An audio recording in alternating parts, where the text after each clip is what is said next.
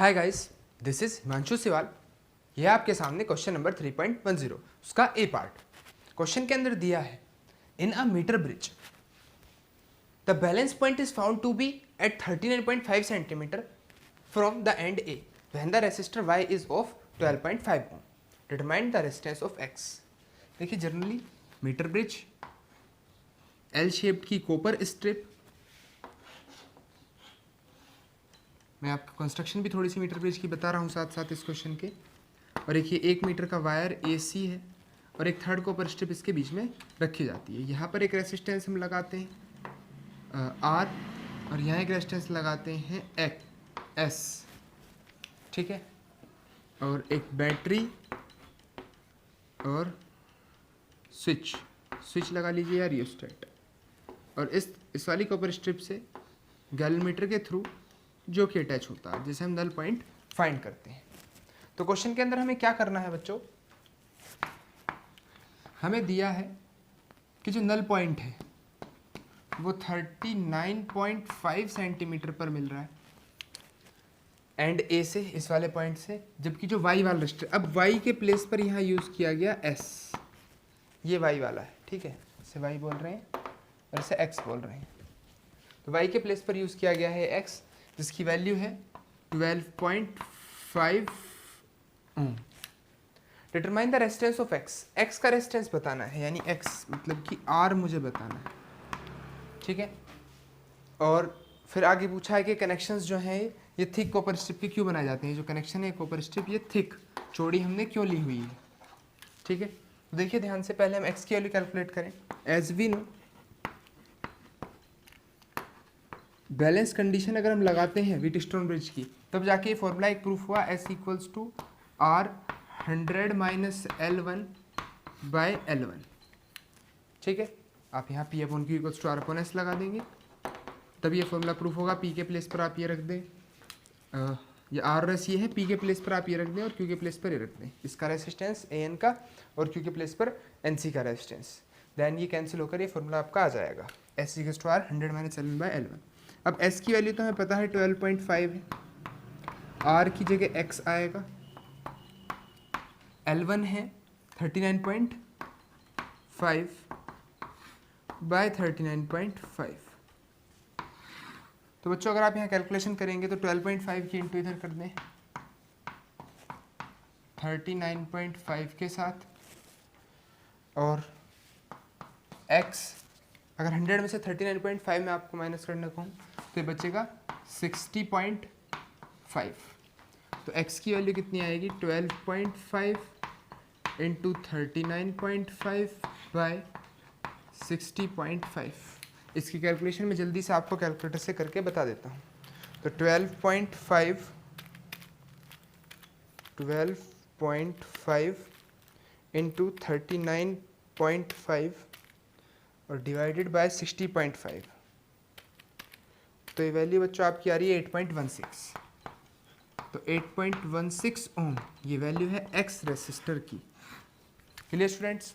तो first part आपको अच्छे से समझ आ गया होगा। सिर्फ ये फॉर्मूला आपको याद रखना है, और इस क्वेश्चन के अंदर एक्स वाई के लिए दिया है और एक्स की वैल्यू पर जो एक्स के प्लेस पर जो है वो क्या दिया रखा, आर, मतलब आर के प्लेस पर जो रखा एक्स, ठीक है।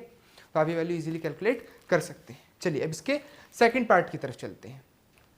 तो ये है आपके सामने 3.10 क्वेश्चन का बी पार्ट। अभी ए पार्ट के अंदर मैं आपको एक चीज़ बतानी भूल गया था कि जो हमने अभी मीटर ब्रिज बनाया, इसके अंदर जो कॉपर स्ट्रिप्स यूज़ की हैं, ये कॉपर स्ट्रिप थिक क्यों होती हैं ये और पूछा गया है फर्स्ट पार्ट में। थिक क्यों हम यूज़ करते हैं, पतली क्यों यूज़ नहीं करते, थिन यूज़ क्यों नहीं करते, थिक यानी चौड़ी क्यों यूज़ करते हैं इनको हम, ठीक है। तो ये आपसे क्वेश्चन पूछा गया है ए पार्ट के अंदर ही। ये कॉपर स्ट्रिप है, ये कॉपर स्ट्रिप। तो 10 के ए पार्ट का बचा हुआ आंसर यहाँ आपका लिख देता हूँ। तो कॉपर स्ट्रिप हम इसलिए यूज़ करते हैं ताकि हम रेसिस्टेंस को मिनिमाइज कर सकें, to minimise the resistance of connection. ताकि जो कनेक्शन हम जोड़ रहे हैं इसका रेजिस्टेंस हम मिनिमम कर सकें। और इसका रेजिस्टेंस मिनिमम करने का कारण भी क्या है, क्योंकि इस रेजिस्टेंस को हमने अपने फॉर्मूले में इंक्लूड नहीं किया, विच इज़ नॉट इंक्लूड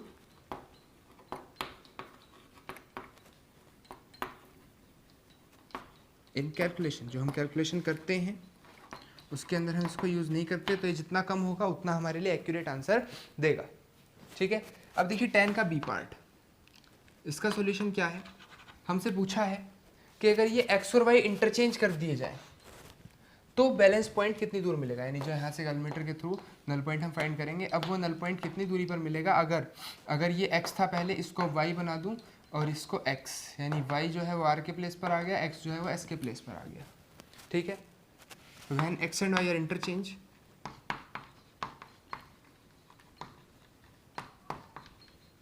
जब एक्स और वाई को हम क्या करते हैं, इंटरचेंज करते हैं, देन मैं कह सकता हूँ वाई की वैल्यू यानी कि आर की वैल्यू कितनी होगी, जो क्वेश्चन के अंदर यूज़ की थी 12.5 ओम, और एक्स की वैल्यू यानी एस की वैल्यू कितनी है 8.16 ओम।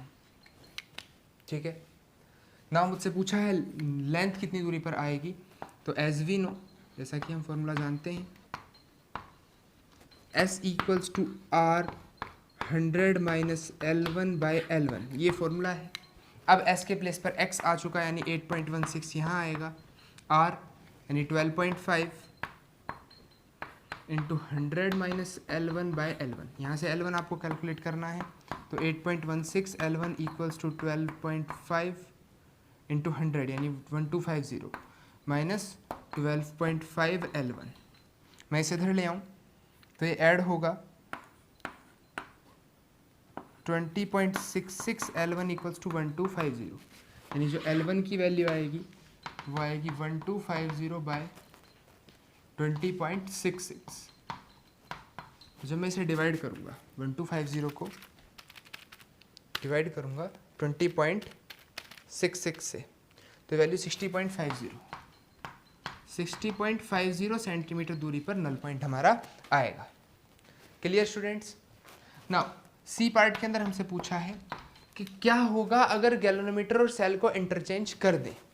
ठीक, तो क्या होगा, देखिए आप ध्यान दीजिए, ये सेल है और ये गैल्वेनोमीटर, अगर हम इन्हें इंटरचेंज करते हैं, जैसा आपने व्हीटस्टोन ब्रिज में पढ़ा होगा, वहाँ कुछ फ़र्क नहीं पड़ता, और ये भी व्हीटस्टोन ब्रिज के प्रिंसिपल पर ही काम करता है, तो कुछ फ़र्क नहीं पड़ेगा, क्योंकि व्हीटस्टोन ब्रिज ऐसा कुछ बनाया जाता है, 4 वायर, चारों का कुछ ना कुछ रेसिस्टेंस, एक डायगोनल में गैल्वेनोमीटर और एक डायगोनल में बैटरी। तो अगर आप गैल्वेनोमीटर और बैटरी को इंटरचेंज करेंगे भी तो कुछ फ़र्क नहीं पड़ेगा। मैं कह सकता हूँ there is no effect if galvanometer and battery are interchanged। अगर गैल्वेनोमीटर और बैटरी को हम इंटरचेंज कर दें तो कुछ भी फर्क नहीं पड़ने वाला है। क्लियर। और would the galvanometer shows any deflection, no. Null point के केस में galvanometer does not show any deflection, galvanometer कोई डिफ्लेक्शन शो नहीं करेगा। तो ये आपका पूरा पूरा 10th क्वेश्चन कंप्लीट हो गया। ABC 3 पार्ट है इसके अंदर, अच्छा क्वेश्चन है, ध्यान से पढ़ लीजिएगा। Thank you.